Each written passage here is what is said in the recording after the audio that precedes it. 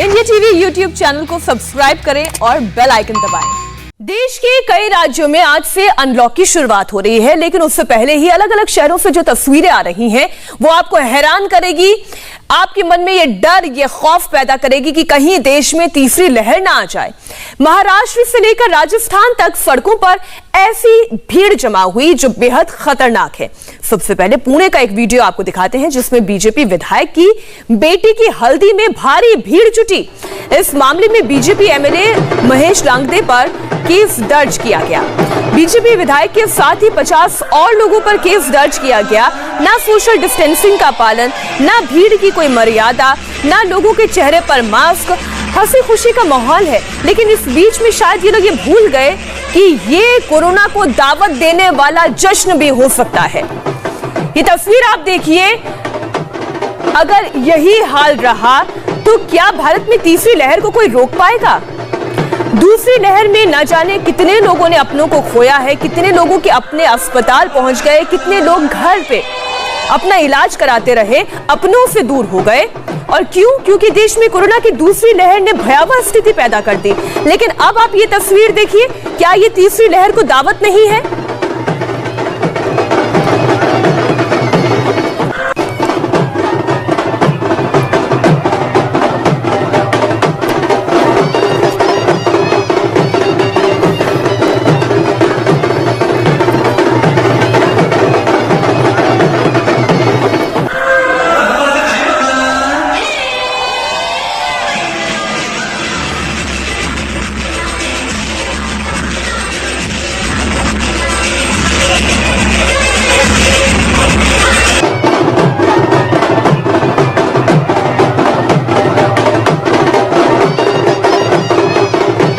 इन तस्वीरों को देखकर हैरानी तब ज्यादा होती है जब ये व्यक्ति एक जिम्मेदार पद पर है। ये बीजेपी विधायक है। एक विधायक की अपनी जिम्मेदारी होती है, लेकिन ये खुद उस जिम्मेदारी को भूल गए। अब आप ये देखिए तस्वीर, भीड़ है, एक विधायक अपनी खुद जिम्मेदारी भूल गए हैं। कोरोना का डर उनके मन से निकल चुका है। ज्यादा जानकारी के लिए हम सीधा रुख करते हैं। दिनेश मौर्य हमारे साथ जुड़ गए इस खबर पर। दिनेश, इन तस्वीरों को देखकर हैरानी होती है। ऐसा लगता है कि कोविड नाम की कोई चीज अब भारत में रह ही नहीं गई है। और ये वो पुणे है जहां पर केसेस बेतहाशा तरीके से बढ़ रहे थे। जी बिल्कुल सही कहा आपने। देखिए, पुणे जैसे शहर में जहाँ पे इतने सारे लोगों की मौत हो गई, इतनी ज़्यादा पॉजिटिविटी रेट इतना हाई हुआ करता था, वहाँ पर इस तरह से एक जनप्रतिनिधि द्वारा इस तरह से कोरोना नियमों का उल्लंघन करना सच में बेहद चिंता का विषय है। क्योंकि इन्हीं लोगों को जो है आम जनता देखती है, आदर्श मानती है। अगर वही इस तरह से कोरोना नियमों का मखौल उड़ाएंगे सार्वजनिक तौर पर, तब आप आम लोगों से क्या उम्मीद कर सकते हैं? और इन्हीं लापरवाही को लेकर लगातार सख्ती बरतने की बात की जा रही। कल ही देखिए मुख्यमंत्री ने भी कह दिया है, सड़क पर ट्रैफिक है या फिर आम लोगों की अगर भीड़ ऐसी ही रही, तीसरी लहर का खतरा बना रहा, तो दोबारा एक बार जो है स्ट्रिक्ट लॉकडाउन लगाना पड़ेगा। तो जो राहत दी गई है आम जनता को, लोग उसका पालन करो। इस तरह से यहाँ पर ये विधायक अपने तमाम लोगों के साथ, माना उनके यहाँ पे खुशियों का पल है, उसे सेलिब्रेट करना चाहिए, लेकिन शादी समारोह के दौरान भी जो गाइडलाइंस तय किए गए हैं उसका पालन नहीं किया गया। दिनेश, इसका पालन नहीं किया गया। और पुणे में तो जश्न की तस्वीर थी, आप इस तस्वीर को देखकर हैरान होंगे। लेकिन एक तस्वीर जयपुर से भी ऐसी आई जहां पर सड़क पर खुलेआम कोरोना कर्फ्यू का उल्लंघन किया गया। गहलोत सरकार के विधायक की अगुवाई में रोड पर निकले जनाजे में हजारों की भीड़ जमा हो गई। सरेआम कानून की धज्जियां उड़ाई गई। यह भीड़ जयपुर के रामगंज इलाके में हाजी रफत के जनाजे में उमड़ी थी। इस जनाजे में कांग्रेस के विधायक रफीक खान भी शामिल थे। इस मामले में कांग्रेस विधायक समेत 11 लोगों के खिलाफ कर्फ्यू और एपिडेमिक एक्ट के उल्लंघन का मामला दर्ज कर लिया गया है। अब ये तस्वीरें हैरान करती है और परेशान भी करती हैं। हमने आपको पुणे की तस्वीर दिखाई, वहां पर भी विधायक थे, जश्न मना रहे थे। अब यहाँ पर गम का माहौल है, लेकिन यहाँ पर भी कांग्रेस के विधायक हैं। और अब कांग्रेस के विधायक क्या कर रहे हैं? अगुवाई कर रहे हैं, इस भीड़ की अगुवाई कर रहे हैं, जबकि सख्त प्रोटोकॉल है, नियम है, लेकिन उसका पालन नहीं किया गया। हमारे साथ संवाददाता मनीष भट्टाचार्य जुड़ गए इस खबर पर। मनीष, क्या कहें, आखिर हो क्या रहा है? जयपुर में भी तो केसेस बढ़ रहे थे, क्या अब स्थिति सामान्य हो चुकी है?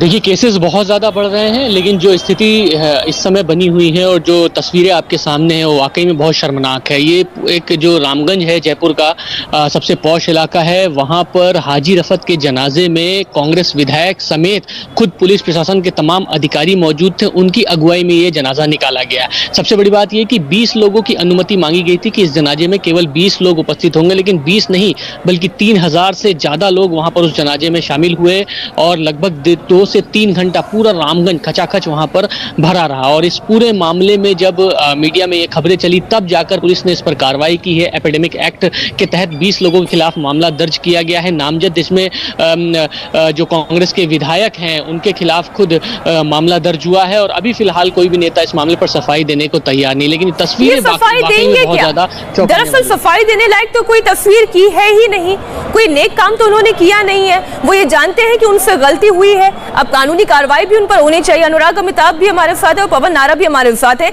इन इलाकों से भी कुछ तस्वीरें और कुछ रिपोर्ट आपके सामने हम रखते हैं। सबसे पहले बात करते हैं वृंदावन की। कोरोना की दूसरी लहर कमजोर पड़ रही है और इसी के साथ देश अब अनलॉक भी हो रहा है, लेकिन हमें ऐसी लापरवाही से बचना होगा। या भूलिए नहीं, कोरोना सिर्फ कमजोर हुआ है, खत्म नहीं हुआ है। ये बीमारी गई नहीं है। अनलॉक के बीच उत्तर प्रदेश में आज से मंदिरों के कपाट खुल गए हैं। अयोध्या से लेकर मथुरा तक मंदिरों में आज से भक्तों की भीड़ जुटने लगी है। 45 दिन के बाद उत्तर प्रदेश के मथुरा वृंदावन में भी आज से आम लोगों के लिए मंदिरों के दरवाजे खोल दिए गए हैं।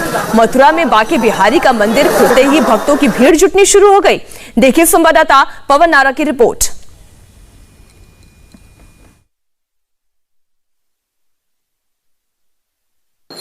कोरोना की दूसरी लहर में 45 दिन मंदिर बंद रहे और आज से मंदिरों के खुलने की शुरुआत हो रही है। अनलॉक के तहत वृंदावन में आज बांके बिहारी मंदिर में दर्शन खुले हैं। दर्शन सुबह 8 बजे खुले थे, लेकिन इस वक्त की तस्वीर ऐसी है कि आपको एक लंबी कतार दिखाई देगी।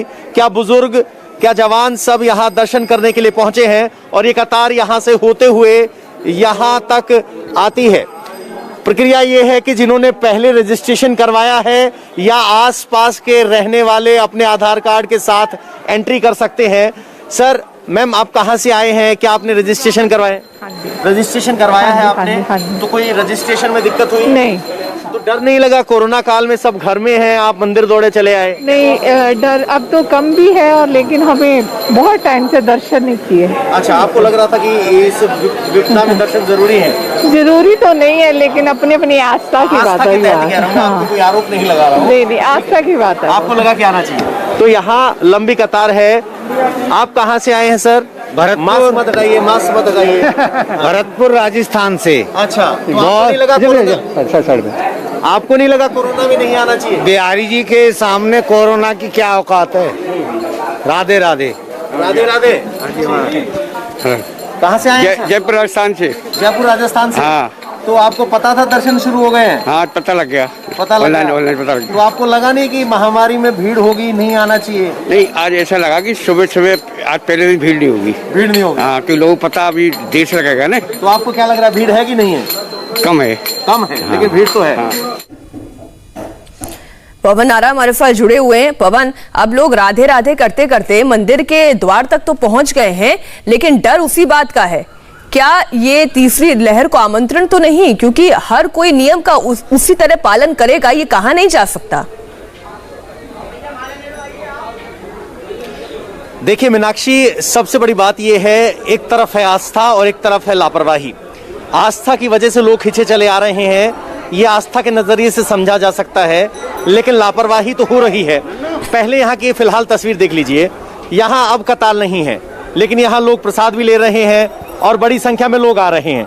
अब देखिए, हम और आप अपने बच्चे को शायद यहाँ ना लाना चाहें।